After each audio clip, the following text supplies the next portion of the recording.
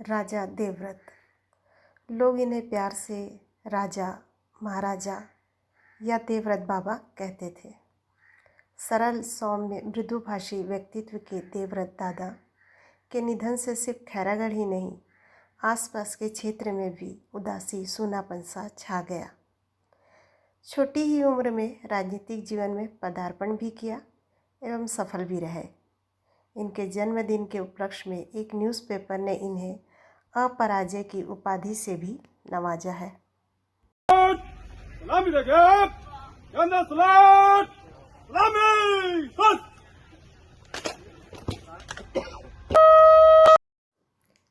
मेरी इनसे बातचीत अभी हाल ही के वर्षों में शुरू हुई थी। स्वच्छ गंगा योजना के तहत नदियों में किसी भी तरह की चीज़ों को प्रवाहित नहीं किया जाए, इस संबंध में उनसे नालियों के पानी को कहाँ प्रवाहित किया जा रहा है, प्रवाहित किए जाने के पूर्व क्या इस पानी को शुद्ध किया जा रहा है, नाली के पानी को शुद्ध करने के लिए सीवरेज ट्रीटमेंट प्लांट है, नालियों की सफाई, इंटरकनेक्टिविटी इत्यादि पर विस्तृत चर्चा हुई थी। उन्होंने इस विषय को गंभीरता से सुना था। मेरी उनसे दूसरी बार बात सोशल मीडिया में चर्चा का विषय रहा श्री राम जी के वंशज पर हुई थी, जिस पर मैंने उनसे खैरागढ़ राज परिवार के वंशावली की जानकारी चाही थी। उन्होंने कहा उनके पास ताम्रपत्र भी है पर अनरीडेबल कंडीशन में है। आगे उन्होंने कहा कि अपने परिवार में वे ऐसा सुनते आ रहे हैं कि अर्जुन की पत्नी नाग कन्या थी, गुवाहाटी के आसपास के क्षेत्र से थी, उनकी ही पीढ़ी है। उन पीढ़ियों में 4 या 5 राजा है जो अभी वर्तमान में खैरागढ़, बिहार, झारखंड, बंगाल में है। आगे उन्होंने कहा कि खैरागढ़ राज परिवार के पूर्वज छोटा नागपुर के राज परिवार से थे। साथ ही उन्होंने खैरागढ़ राज परिवार नागवंश पुस्तक का भी उल्लेख किया, पर यह भी कहा कि उस पुस्तक से ना तो वे और ना ही राज फैमिली के अन्य लोग पूर्णतः सहमत थे। इसी क्रम में मुझे याद आया कि मेरे पिता स्वर्गीय लालूपेन सिंह भी राज फैमिली से ही बिलोंग करते थे, ने भी मुझे बताया था कि हमारे पूर्वज उत्तर दिशा की तरफ से आए हैं। उत्तर मीन्स कश्मीर, इस तरफ से आए हैं। हमारे पूर्वज योद्धा थे, राजा तो थे ही परंतु कुशल योद्धा थे। वैसे उन्होंने भी छोटा नागपुर का जिक्र किया था। दूसरी महत्वपूर्ण बात, मेरे पिता एवं देवव्रत भाई के पिता परम मित्र थे। जब मैंने अपने पिता का रेफरेंस देवव्रत दादा को दिया था तब उन्होंने सहर्ष कहा था कि हाँ, मैं जानता हूँ। मेरे पिता को राजा साहब का भी बहुत प्यार मिला। मेरे पिता ने अपनी शिक्षा दीक्षा नासिक भोसले मिलिट्री स्कूल से प्राप्त की थी। राजा वीरेंद्र बहादुर सिंह के आशीर्वाद से उन्हें इस सौभाग्य की प्राप्ति हुई थी। मैंने राजा साहब को, उनके पुत्र राजा रविंद्र सिंह जी को एवं शत्रुसाल बाबा को अक्सर अपने पिता से मिलते देखा है। वैसे शिक्षा, स्वास्थ्य, संगीत, उद्योग को राजा वीरेंद्र बहादुर सिंह जी एवं उनकी धर्मपत्नी रानी पद्मावती देवी प्रारंभ से ही प्रथम महत्व दिए हैं। इस क्षेत्र में रुचि उन्हें विरासत से प्राप्त हुई थी। राजा वीरेंद्र बहादुर सिंह उच्च शिक्षित थे, साथ ही सैन्य प्रशिक्षण भी लिया था। लोग इन्हें राजा मेजर वीरेंद्र बहादुर सिंह के नाम से भी जानते हैं। राजा वीरेंद्र बहादुर सिंह एवं इनकी उच्च शिक्षित पत्नी रानी पद्मावती देवी के द्वारा 1927 में प्राथमिक कन्या पाठशाला तथा शिवेंद्र प्राथमिक संस्कृत पाठशाला का आरंभ किया गया। 1930 में बिजली घर, शुद्ध जल के लिए जल प्रदाय घर का निर्माण कराया। 1936 में हॉस्पिटल की स्थापना की एवं 1947 में उस हॉस्पिटल में एक्सरे मशीन की सुविधा उपलब्ध कराई। उस वक्त आसपास के क्षेत्रों में इस प्रकार की सुविधा कहीं नहीं थी, जिससे यह प्रमाणित होता है कि राजा वीरेंद्र बहादुर सिंह एवं रानी साहिबा दोनों ही अपने क्षेत्र के डेवलपमेंट के लिए प्रतिबद्ध थे। 1940 के आसपास मनोरंजन हेतु राजा राय बहादुर क्लब का निर्माण किया, जहां घुड़सवारी, तैराकी, बंदूक चलाने जैसे प्रशिक्षण भी दिए जाते थे। शायद इस वजह से ही खैरागढ़ के लोगों में शिकार का शौक बहुत वर्षों तक देखा गया। इस क्लब को सप्ताह में एक दिन महिलाओं के लिए रखा गया। यहाँ विभिन्न खेल के साधन के साथ साथ महिलाओं के लिए सिलाई, कढ़ाई, बुनाई जैसे प्रशिक्षण भी दिए जाते थे।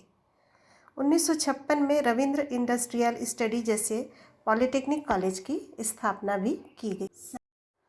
वैसे इसके पूर्व भी राजा कमल नारायण सिंह जी द्वारा सन 1900 में हाई स्कूल की स्थापना की गई थी, जिसे वर्तमान में doctor Padumlal Punnalal Bakshi government high school के नाम से जाना जाता है।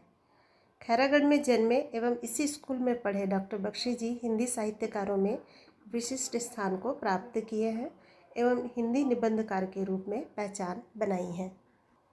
इसी क्रम में यह भी बताना महत्वपूर्ण होगा कि पंडित रविशंकर शुक्ला जी, जो मध्य भारत एवं मध्य प्रदेश के प्रथम मुख्यमंत्री थे, इसी विद्यालय के मास्टर थे। डॉक्टर बख्शी जी के प्राथमिक शिक्षक भी थे। बात चली है तो ये आप सब जानते ही हैं कि साहित्य के क्षेत्र में राजा वीरेंद्र बहादुर सिंह जी द्वारा रचित उलट्टे नाग संग्रह तथा राजा कमल नारायण सिंह जी द्वारा रचित 5 ग्रंथ कमल नारायण विनोद, कमल नारायण प्रहर्ष, कमल नारायण माला, शीतला यश मल्लिका एवं दिल्ली दरबार है।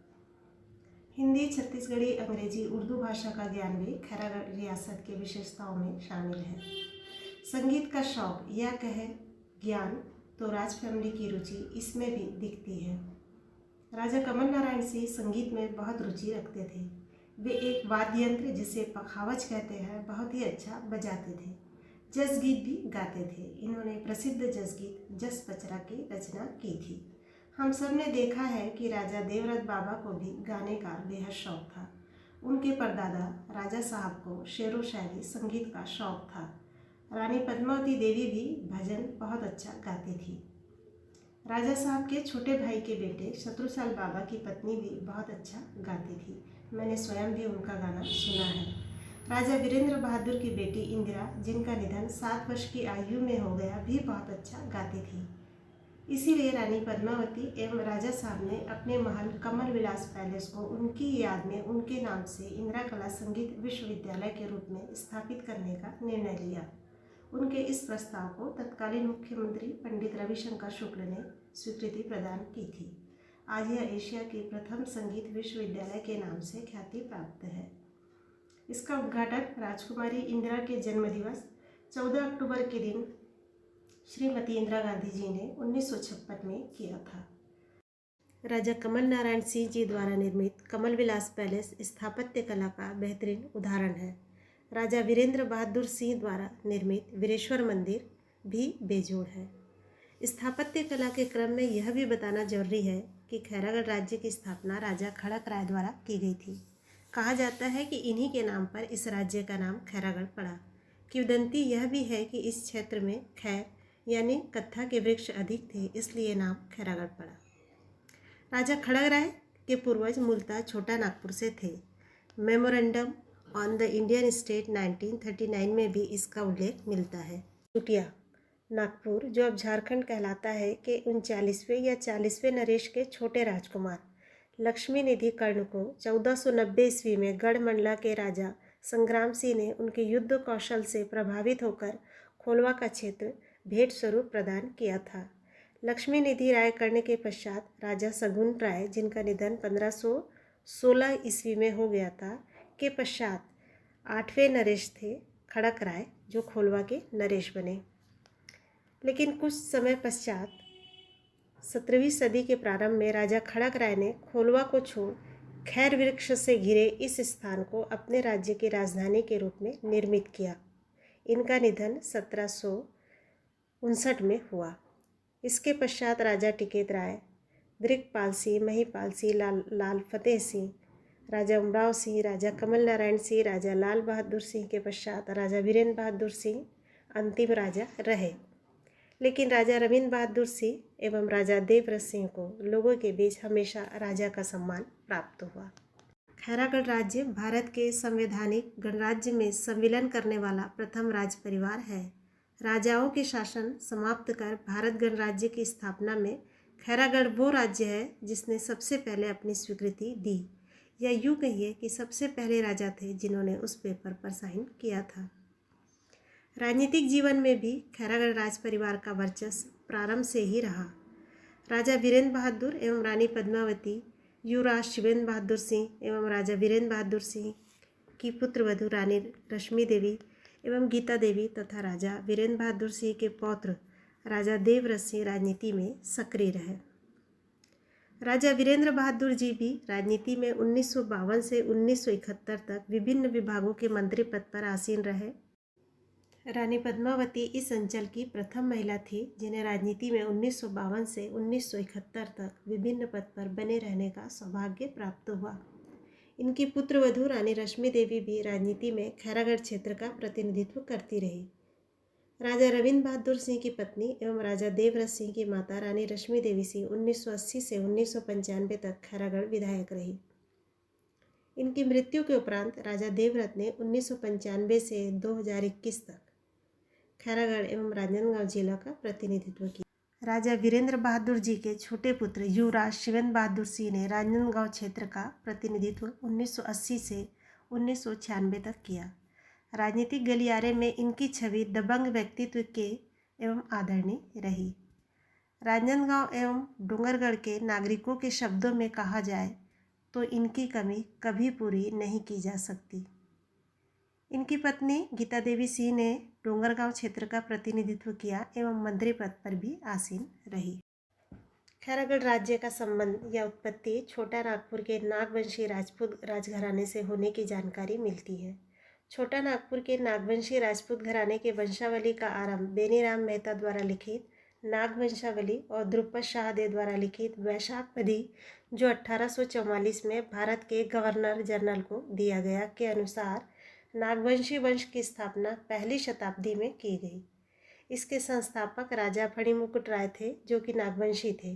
राजा फणिमुकुट राय C83 C177 CE। यदि इसे ईस्वी में गणना किया जाए तो ये 64वीं ईस्वी के आसपास की घटना है।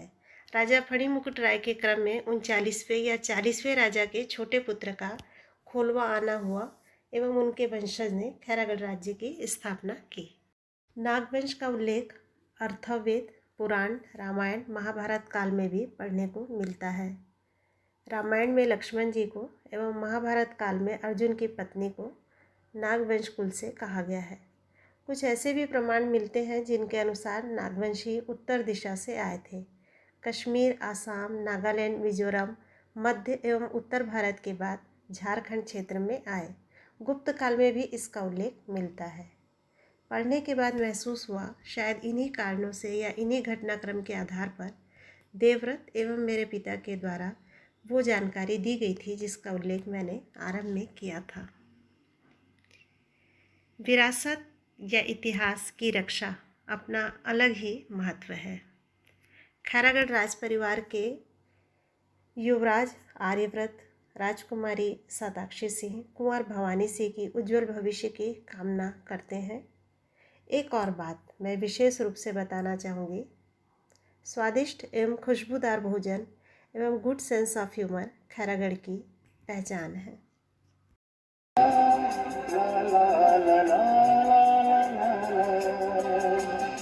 जीवन के बिन छोटे सही हम भी बड़े दिल वाले